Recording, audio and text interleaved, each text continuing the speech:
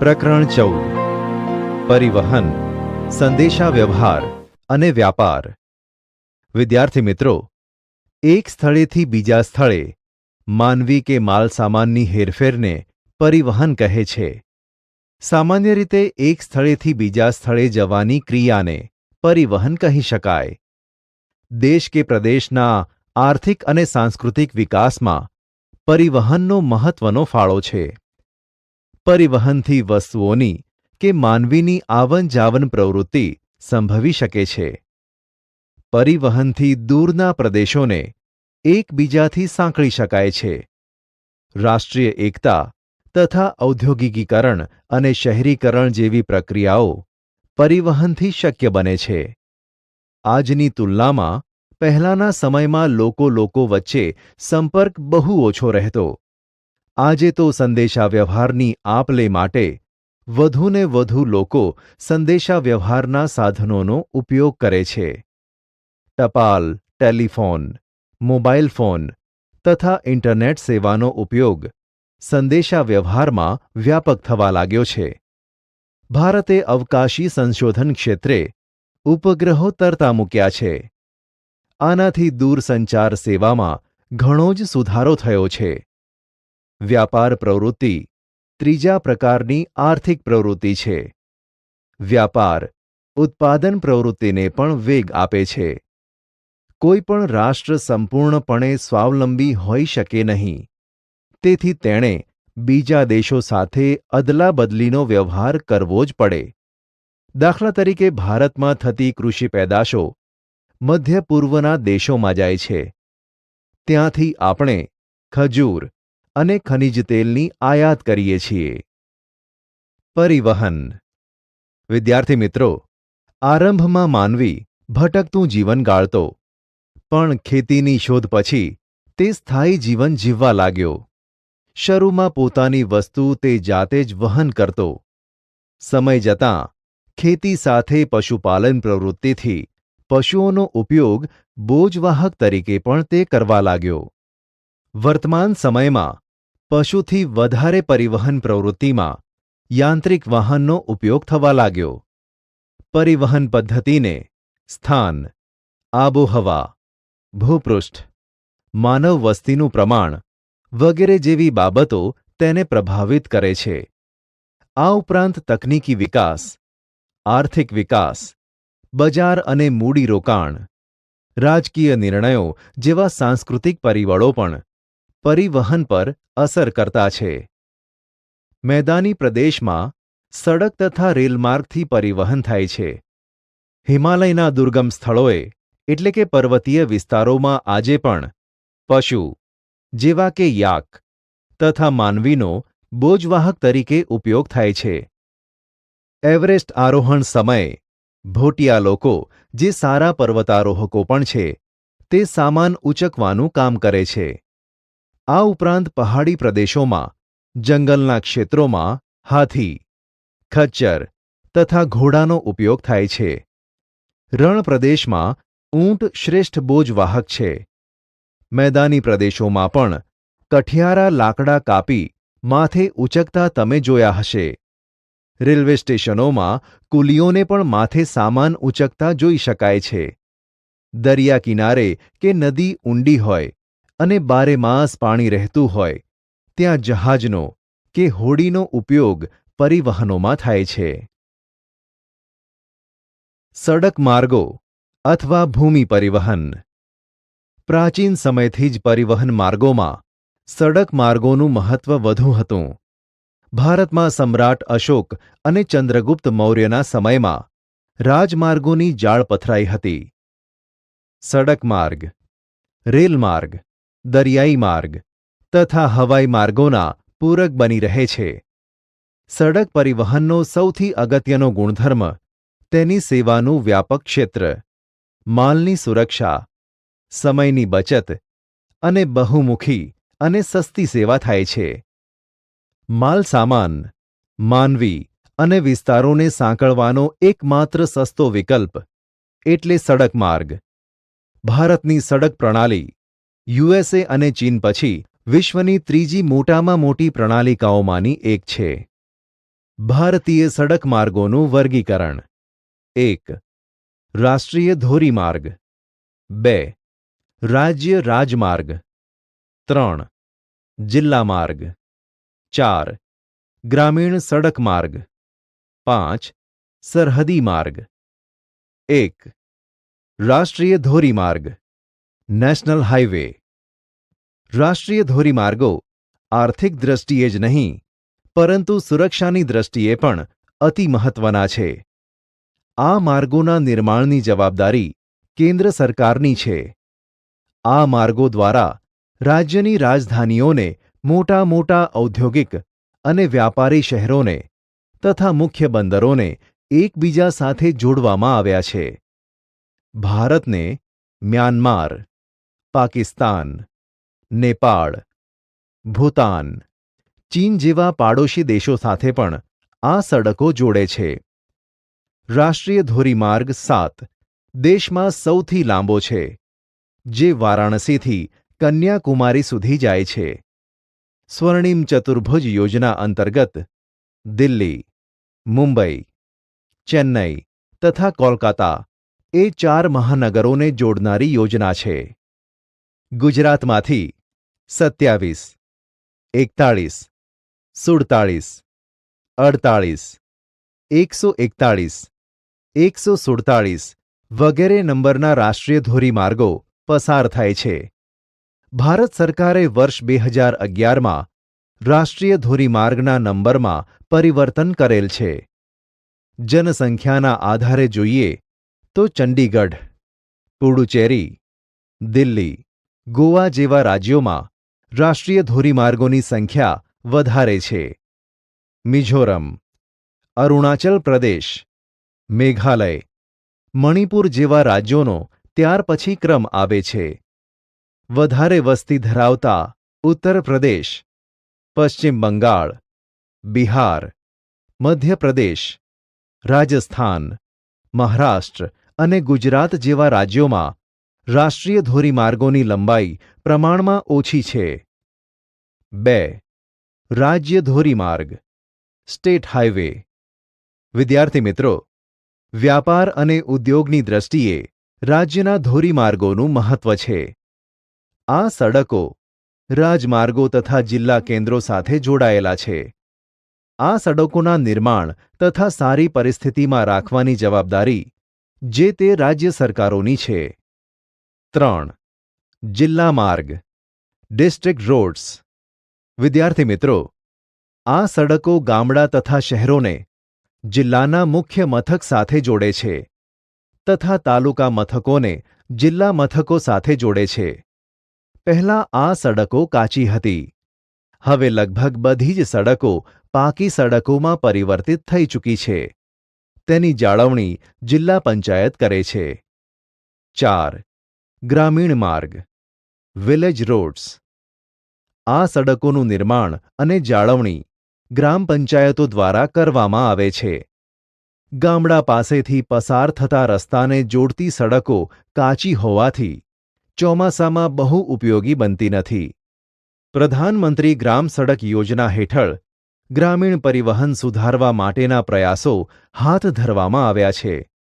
તે યોજના મુજબ આ સડકોને પાકી કરવાનું કામ મોટા પાયા પર થયું છે. 5. સરહદી માર્ગ બોર્ડર રોડ્સ. વિદ્યાર્થી મિત્રો, સરહદ માર્ગ સંસ્થાન એટલે કે બોર્ડર રોડ ઓર્ગેનાઇઝેશનની સ્થાપના 1960માં કરવામાં આવી. દેશના સંરક્ષણ માટે સંરક્ષણના હેતુથી સરહદી વિસ્તારોમાં રસ્તાઓનું નિર્માણ આ સંસ્થા દ્વારા થાય છે. દુર્ગમ ક્ષેત્રોમાં સડકોનું નિર્માણ, તેનો નિભાવ, બરફ હટાવવા જેવા કાર્યો પણ તે કરે છે. એક્સપ્રેસ ધોરીમાર્ગ એક્સપ્રેસ હાઈવે. એક્સપ્રેસ હાઈવેને દ્રુતગતિ માર્ગ પણ કહેવામાં આવે છે. 4 થી 6 લેનવાળા આ રસ્તાઓ પર વિના અવરોધે વાહનો ચલાવી શકાય છે. આ રસ્તાઓમાં રેલવે ક્રોસિંગ તથા ક્રોસ રોડ આવે ત્યાં ઓવરબ્રિજ બનાવવામાં આવેલા છે. ગુજરાતમાં અમદાવાદથી વડોદરા એક્સપ્રેસ હાઈવે આનું ઉદાહરણ છે. આ રસ્તાનો ઉપયોગ કરવા બદલ ઠરાવેલ ટોલ ટેક્સ ભરવો પડે છે. વિદ્યાર્થી મિત્રો, દેશના મુખ્ય બંદરોને જોડતા રસ્તા પણ બનાવવામાં આવ્યા છે. ટ્રાફિક સમસ્યા. વિદ્યાર્થી મિત્રો, મોટા શહેરોમાં ટ્રાફિક સમસ્યા ન સર્જાય તે માટે ઓવરબ્રિજ, બાયપાસ રોડ તથા શહેરની ફરતા રિંગ રોડ બનાવાયા છે. છતાં વધતી જતી વાહનોની સંખ્યાને કારણે મહાનગરોમાં ટ્રાફિકની સમસ્યા વકરતી જાય છે.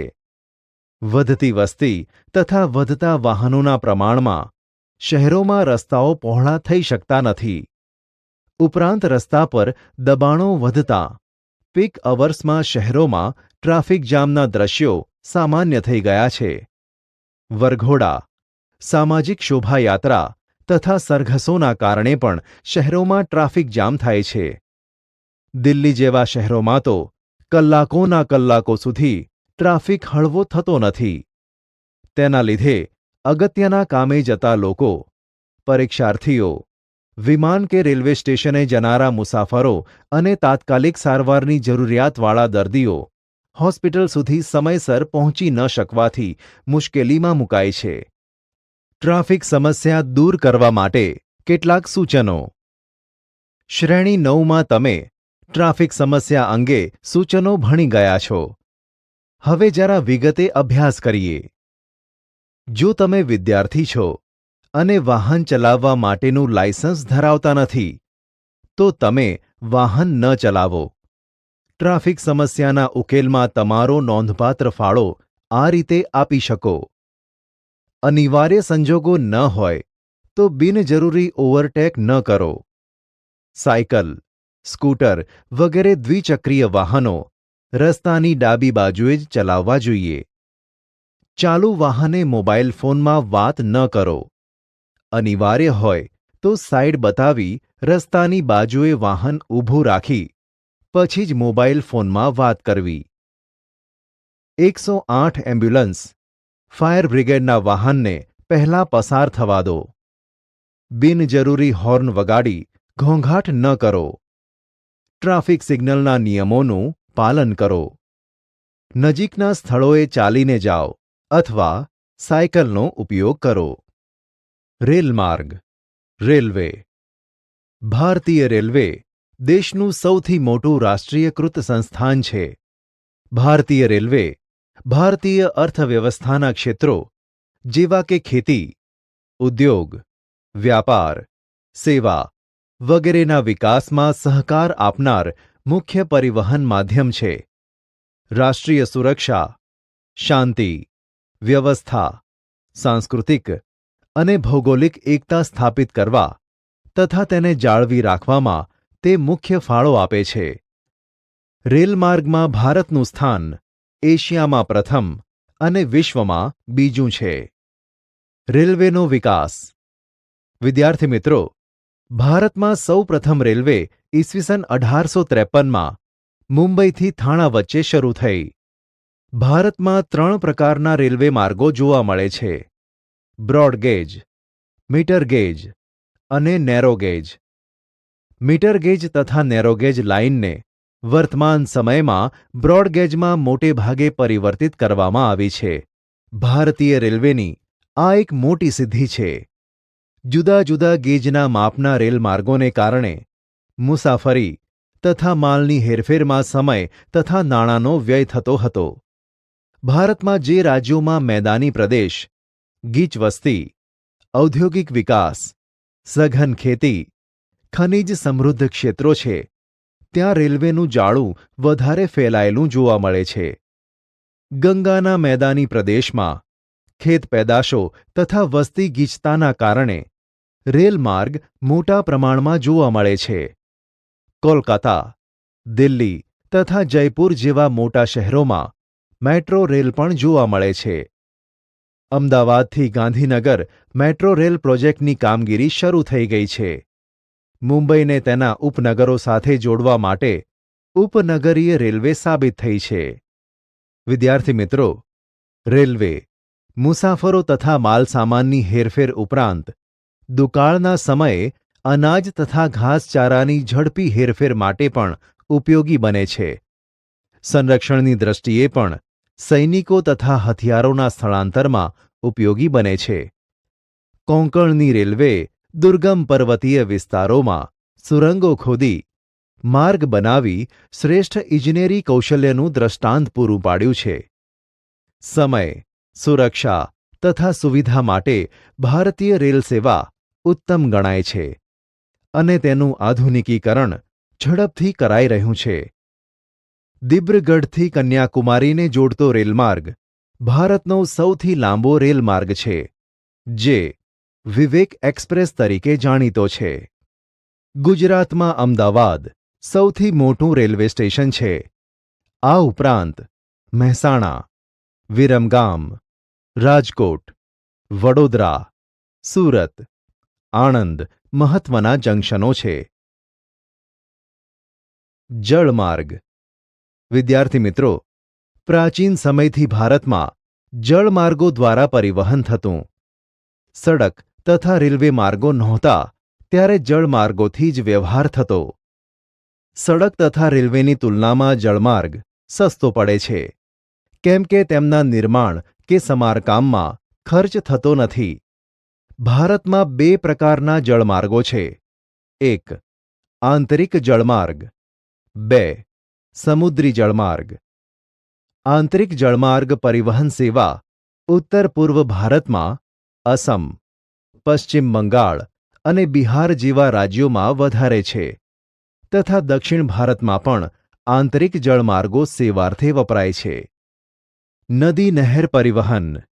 વિદ્યાર્થી મિત્રો, નદી જળમાર્ગની દ્રષ્ટિએ પશ્ચિમ બંગાળ, અસમ, તમિલનાડુ તથા બિહાર રાજ્યો મહત્વના છે. આ કાયમી જળમાર્ગોમાં સ્ટીમર તથા મોટા મોટા વહાણોનો સમાવેશ થાય છે.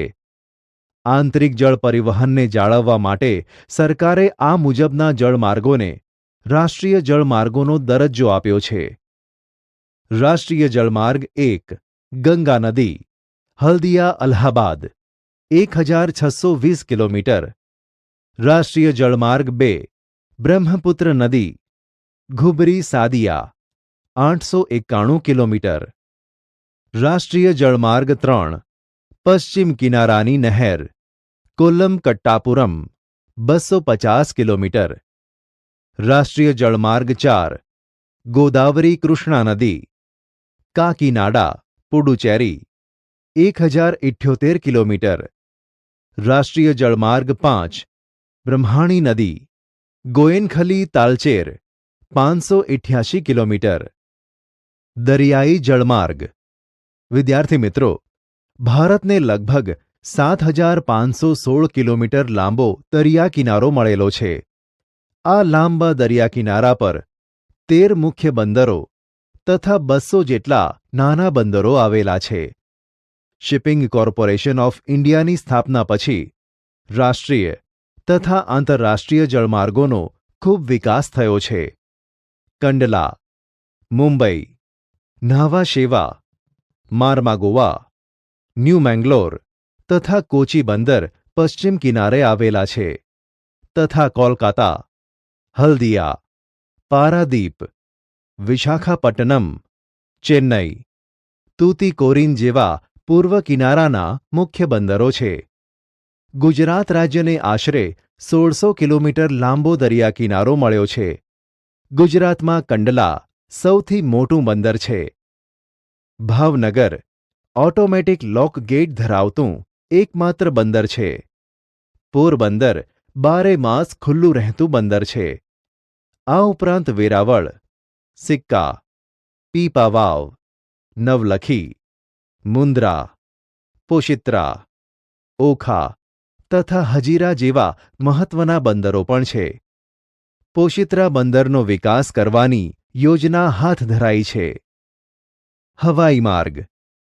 વિદ્યાર્થી મિત્રો, પરિવહન માર્ગોમાં હવાઈ પરિવહન સૌથી ઝડપી પરંતુ ખર્ચાળ પરિવહન છે. દૂરના સ્થાનો, દુર્ગમ તથા ગીચ જંગલો તથા પર્વતીય વિસ્તારો જ્યાં સડક માર્ગે ન પહોંચી શકાતું હોય, ત્યાં હવાઈ માર્ગનો ઉપયોગ કરાય છે. ભારતમાં લગભગ 12 માસ હવાઈ ઉડ્ડયનને અનુકૂળ હવામાન રહે છે. વર્તમાન સમયમાં હવાઈ માર્ગોનો વપરાશ વધતો જાય છે. ભારતમાં હવાઈ સેવાની શરૂઆત ટપાલ સેવા માટે અલ્હાબાદથી નૈની સુધી થઈ હતી. પાછળથી તે ખાનગી કંપની ચલાવતી હતી. આજે એર ઇન્ડિયા નામે ઓળખાતી કંપની ઉપરાંત અન્ય ખાનગી કંપનીઓ પણ હવાઈ પરિવહનની સેવાઓ પૂરી પાડે છે. દેશમાં ભારતીય વિમાન મથક સત્તામંડળ દ્વારા આંતરરાષ્ટ્રીય ઘરેલું હવાઈ મથકો, નાગરિક વિમાન ટર્મિનલ હવાઈ મથકોનું વ્યવસ્થાપન કરી રહ્યું છે. દેશમાં કોલકાતા, મુંબઈ, ચેન્નઈ, નવી દિલ્હી, બેંગાલુરુ, હૈદરાબાદ તથા અમદાવાદ જેવા 15 આંતરરાષ્ટ્રીય હવાઈ મથકો છે. પવનહંસ હેલિકોપ્ટર નામની સંસ્થા ONGCને તથા રાજ્ય સરકારને હેલિકોપ્ટર સેવા આપે છે. પાઇપલાઇન પાણી, ખનિજ તેલ, કુદરતી વાયુ તથા અન્ય પ્રવાહી પદાર્થો માટે પાઇપલાઇન દ્વારા પરિવહન કરવામાં આવે છે. અસમના નાહરકોટિયાથી નુનમતી બરૌની સુધી ખનિજ તેલની પાઇપલાઇન છે. ગુજરાતમાં કલોલથી કોયલી અને સલાયાથી મથુરા વગેરે મુખ્ય પાઇપલાઇન છે. આ ઉપરાંત બોમ્બે હાઈથી મુંબઈ કિનારા સુધી ખનિજ તેલ તથા ગેસ પરિવહન માટે સમાંતર પાઇપલાઇન નાખવામાં આવી છે. ગુજરાતમાં પણ ખંભાત, ધુવારણ, કોયલી, અમદાવાદમાં ગેસ લાઇન મારફતે પરિવહન થાય છે. સુરત, ભરૂચ, વડોદરા, અમદાવાદ, લીંબડી, જામનગર, મોરબી, રાજકોટ, ગાંધીનગર જેવા શહેરોમાં પાઇપલાઇન મારફતે રાંધણ ગેસનો પુરવઠો પૂરો પડાય છે. રજ્જુ માર્ગ, રોપવે પહાડી વિસ્તારોમાં માલ સામાન કે મુસાફરોની હેરફેર માટે પર્વત શિખરો સાથે રજ્જુ માર્ગથી જોડી દેવામાં આવે છે. ભારતમાં આશરે 100 જેટલા રજ્જુ માર્ગો છે. ઉત્તર ભારતમાં દાર્જિલિંગ, કુલુ મનાલી, ચેરાપુંજી, હરિદ્વાર, દક્ષિણમાં ચેન્નઈ, મલાઈના પર્વતીય વિસ્તારોમાં રોપવે આવેલા છે. ગુજરાતમાં પાવાગઢ, સાપુતારા અને અંબાજી ખાતે રોપવે સેવાઓ ઉપલબ્ધ છે. જૂનાગઢમાં ગિરનારમાં પણ રજ્જુ માર્ગની કામગીરી ચાલુ થઈ છે. સંદેશા વ્યવહાર એક સ્થળેથી બીજા સ્થળે માહિતી અથવા સંદેશો મોકલવા અથવા પ્રાપ્ત કરવાની વિસ્તૃત વ્યવસ્થાને સંચારતંત્ર કહી શકાય. દેશમાં પૂર, દુકાળ, ભૂકંપ, ચક્રવાત, સુનામી જેવી કુદરતી આપત્તિ સમયે રાહત અને બચાવ કામગીરી માટે રોજિંદા જીવનમાં સંચારતંત્ર ખૂબ જ ઉપયોગી સાબિત થયું છે. દેશના આર્થિક, સામાજિક તથા સાંસ્કૃતિક વિકાસ, રાષ્ટ્રીય એકતા અને અખંડિતતા જાળવવામાં પણ સંચારતંત્ર મહત્વની ભૂમિકા અદા કરે છે. પહેલાંના જમાનામાં ઢોલ વગાડીને, ધુમાડા દ્વારા, કબૂતર દ્વારા તથા અન્ય પશુઓ દ્વારા સંદેશા પહોંચાડવામાં આવતા.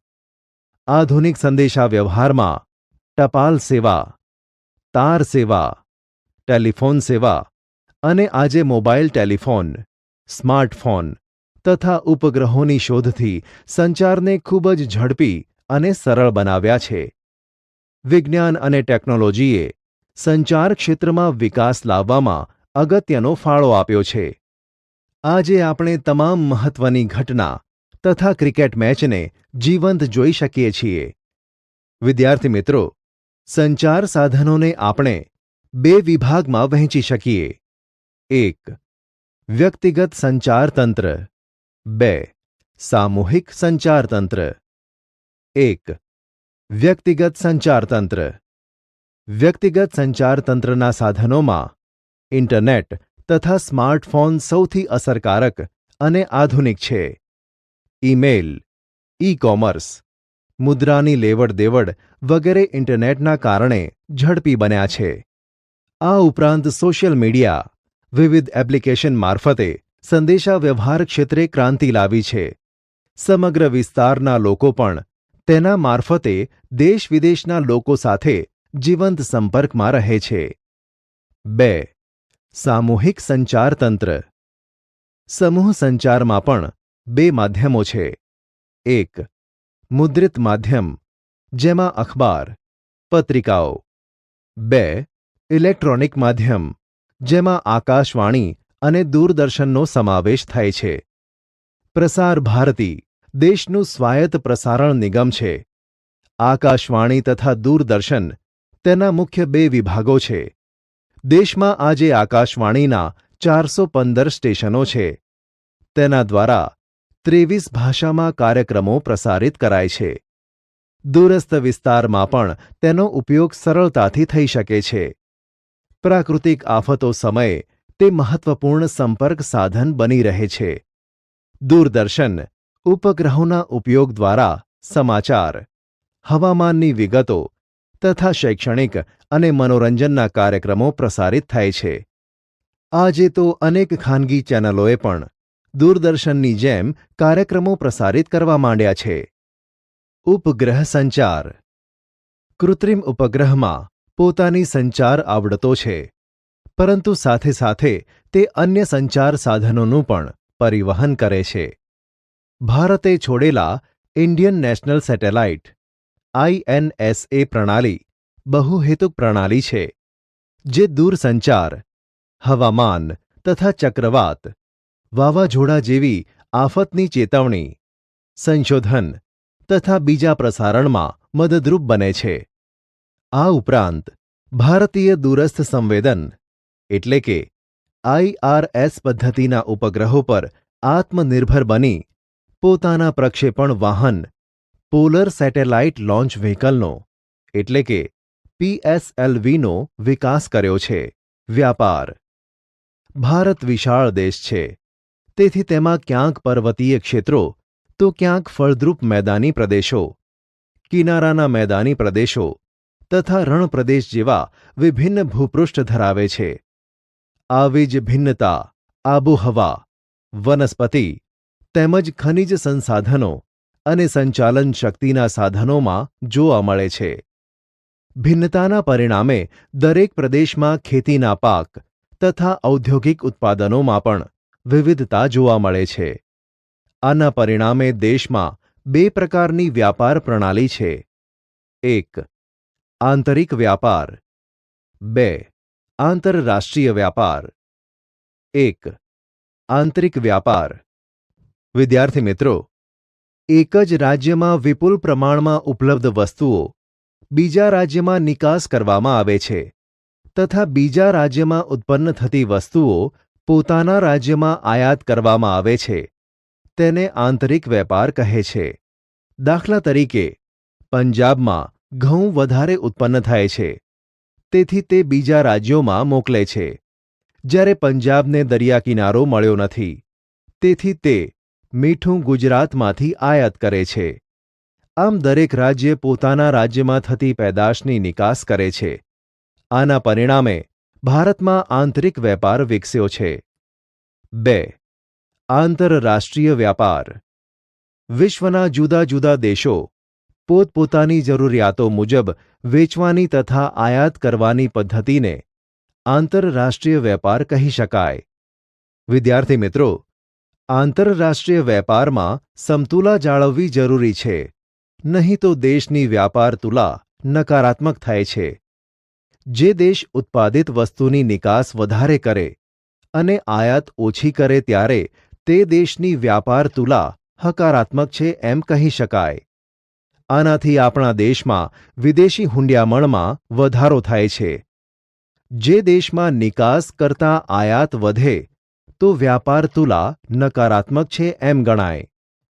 જે દેશ વધારે નિકાસ કરે તેનું ચલણ મૂલ્ય આંતરરાષ્ટ્રીય બજારમાં વધે છે અને જે દેશની આયાત વધે છે એવા દેશોનું ચલણ મૂલ્ય આંતરરાષ્ટ્રીય બજારોમાં ઘટે છે.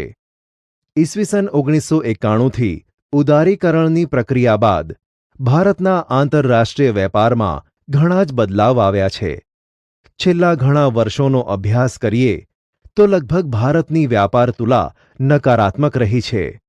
આ વ્યાપાર તુલા હકારાત્મક બને તે માટે હવે સરકારે મેક ઇન ઇન્ડિયા પ્રોજેક્ટ શરૂ કર્યો છે.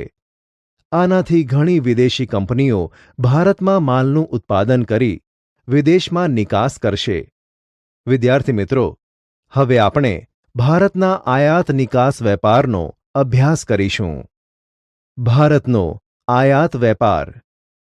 ભારતમાં જરૂરિયાત પ્રમાણેનું લોખંડ પોલાદ ઉત્પન્ન ન થતું હોય ત્યારે તેની તથા તાંબાની આયાત કરે છે.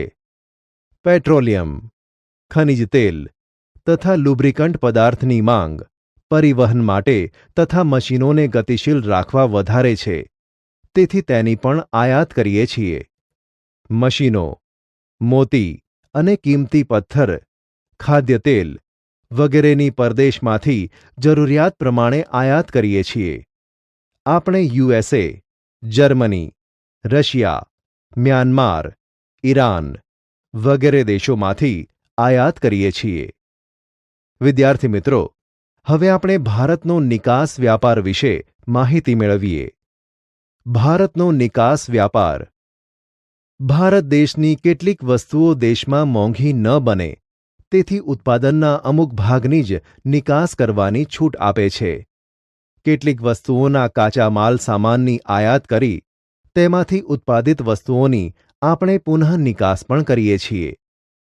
ભારતની મુખ્ય નિકાસમાં કાચું લોખંડ અને ખનિજ, ઇજનેરી સામાન જેવા કે સાયકલ, પંખા, સિલાઈ મશીન, મોટરો, રેલવેના ડબ્બા તથા કમ્પ્યુટર સોફ્ટવેર વગેરેનો સમાવેશ થાય છે.